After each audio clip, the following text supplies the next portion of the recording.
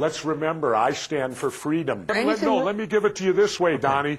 If America is changing because of the war on terrorism, then the terrorists are winning. Because we may be beating them on the battlefield, but if we're getting our freedoms taken away and America changes because of what terrorisms do, the fear of terrorism, and government there to protect us, well, then, in my opinion, the terrorists are winning. But Jesse, you have to admit, if we don't do something, the reality is terrorism is a new kind of war, and it's nothing we've faced in our over 200-year history. And some things have to be done differently. This is a different kind of enemy, and to put your head in the sand and say, we can't change anything, I just think it's ignorant. Wait a minute. Nobody's putting their head in the sand. We're as ill-prepared for terrorism as we've ever been. Take a look at the hurricanes that just hit this country. They were even announced 3 to 4 days ahead of time. Okay. Now, when the terrorists hit us, do you think they're going to send us a memo telling us 3 to 4 days ahead of time we're going to hit you? Get prepared. We couldn't even handle what happened in New Orleans, and yet we're being sold by our politicians that we're safer today, that we're out there protecting you. We've got this big government bureaucratic agency on terrorism that's going to protect you. It's a bunch of hogwash, Donny, and if you believe it, you're naive. Jesse, you once said you think there should be a wrestler in the White House 2008, so you're the guy in charge now. How do we make ourselves safer from terrorism? It's easy to throw stones. Give me some answers. Yeah. Well, the first thing would be to go get a terrorist that attacked us. You know, we're never successful until bin Laden is 7 feet under. Okay. And instead, we're now fighting in Iraq, a country that never attacked us. There wasn't one terrorist in 9/11 from Iraq. Okay. 15 of the 19 were from Saudi Arabia. 48% of the insurgents you hear about in Iraq right now are Saudis. Why are we fighting the Iraqis? It's about the same. Wait, if we went back to World War II for a moment, when the Japanese attacked Pearl Harbor, maybe we should have attacked Korea. After all, they're Asian too. Mm-hmm. Look, my friend, that's the mindset that was used here. You wouldn't get an argument from this show. Strategically, that was certainly not the most judicious way to spend $200 billion to fight terrorism. But so what do we do? Okay, let's say now you got to go get bin Laden. Why can't we find this guy? This is the one question I don't understand. He's a 6'6" Arab guy. We have unlimited funds to spend. You put $1 billion on his head as a reward. Why can't we get this guy? Because I don't think we want him that bad. Tell me what makes you say that. Why don't we want him that bad? Because we should have gotten him. That's what tells me that. We've had since 9/11/01 to get this guy, and we failed miserably. But the statement that we don't want him bad, I think it's hard to fight. It's another question why we haven't found him. But to say we don't want him, you say there's some political agenda reason we wouldn't want Osama bin Laden? Well, I'll tell you why we couldn't do that. We need our military on the oil spigot over there. And we cannot have our military away from the oil spigot because we're so dependent upon it. Hulk Hogan, your old buddy, said that he took a survey when Clinton was in an office and he would have beat him 75 to 25%. Are we living in a world right now that's just pure popularity? People know your name and it's good enough to be a public official? This guy's never done anything but wrestling. He's never stepped outside of wrestling in his life. And so what's wrong with being a wrestler? That's kind of where you started, big guy. Nothing, but I was also, no, it isn't. I was a Navy SEAL before I was a wrestler. I spent 6 years in the United States Navy. You were in the Philippines? I served 17 months in Southeast Asia, so I did a lot of things before I got into wrestling. I just got every third week in August as the SEAL team reunion, where we all go out to Coronado, California, and we get briefed. And our SEALs today are the best they've ever been. They're the most well-educated. They're the best trained. They have more equipment that we only dream of having the equipment that they have today. Right. We used to have to beg, borrow, and steal it. Today, they get it handed to them. So, Jesse, who are we backing for president in 08? Who's your choice? Me if I run. Okay. You want to announce something here tonight? No, I don't. I don't want to announce anything, but I would tell you this. Again, let me reiterate.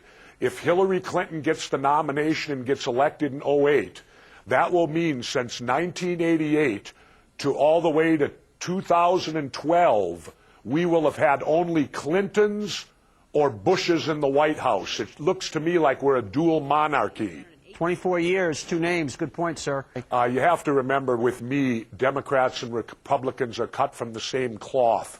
Really, today we have a decision. It's like walking into the grocery store, and you go to the soft drink department, and the only thing you're offered is Coke and Pepsi. They're both colas, one slightly sweeter than the other, but that's the only choice you get in this country. And think about it a minute. I remember I was on Larry King once with Senator Alan Simpson, and he was expounding the two-party system to me and to Larry King. And I didn't say a word, and Larry finally said, "Governor, what do you think of the two-party system?" I said, "I think it's phenomenal. We get one more choice than communist Russia." Well, I actually do think, I think this country is ready. If the right candidate came along, boy, I don't think they'll need a label on them. When we come back, we're going to take a break. I'm going to do a little name association with you. I'm going to throw out. So, Donny, you think if I get a haircut and then cut my beard off, you'd support me? Right now, we got to do a little more talking, friend, because I see what you're doing is you're throwing a lot of stones, but I don't hear answers. So, I like your chutzpah, as we say, but I'm still not hearing any answers. I'm just hearing a lot of complaints. Well, ask me something I can give you. What haven't I given you an answer on? You didn't give me any suggestions of how you said, you know what, where our civil liberties are being, encroached upon, we're vis-a-vis fighting terrorism. So I said, well, what do we do to make ourselves safer? And I still don't hear any answers, though. Get bin Laden. Great. How do we do that? That was an answer. Okay, obviously we all want bin Laden, but we can't wave a magic wand. So if we can't do that, if we don't have bin Laden, how do we make ourselves safer as a country? We're going to take a break now. When we come back... We take a break. When we come back, I'll tell you how it's impossible to make us safer as a country. Okay, you're talking to the ex-governor, the new look ex-governor, Jesse Ventura. Keep it here. He's going to continue to be shy and reserved when we come back. Don't go anywhere.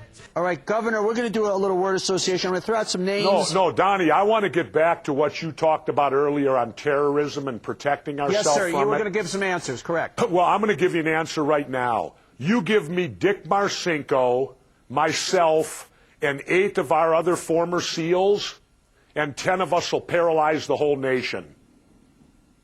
How do you mean? Simple. Look what the two guys did, the snipers. They paralyzed 4 states and 20 million people, and they weren't even that good. You take 5 coordinated sniper teams, put them in 5 different locations around this country and start randomly killing people, and you would bring us to a freeze. You would bring America to a freeze. Well, of course you would, Jesse. 5 lunatics, strap grenades and walk into 5 different malls, you'll cripple the country. So, what are you saying? Well, and that's what I'm telling you. How do you protect against that? Well, you're not giving an answer. Why do you take away freedoms to stop that? Because taking away freedoms is not going to stop that. I want to ask you about something else. You're talking about the media. We have a lot of packaged media these days. Bill O'Reilly, what's your thoughts on him from Fox? Well, I think they're all the same. Most of these media guys are all a bunch of chicken hawks. You know what a chicken hawk is, don't you? Tell our audience what a chicken hawk is. Well, a chicken hawk is a person when it was their time to serve and go to war and be in the military, they were chicken. But they come back 20, 25 years later, and now they're hawks. They want to go to war. They want to kick everyone's butt because they don't have to do it now. Was Bill O'Reilly? That's a chicken hawk. Bill O'Reilly and I are not friends, but in fairness to him, did he ever duck out on service or anything? Do we have any proof about him being a chicken? He never served. Neither did Hannity. Neither did Limbaugh.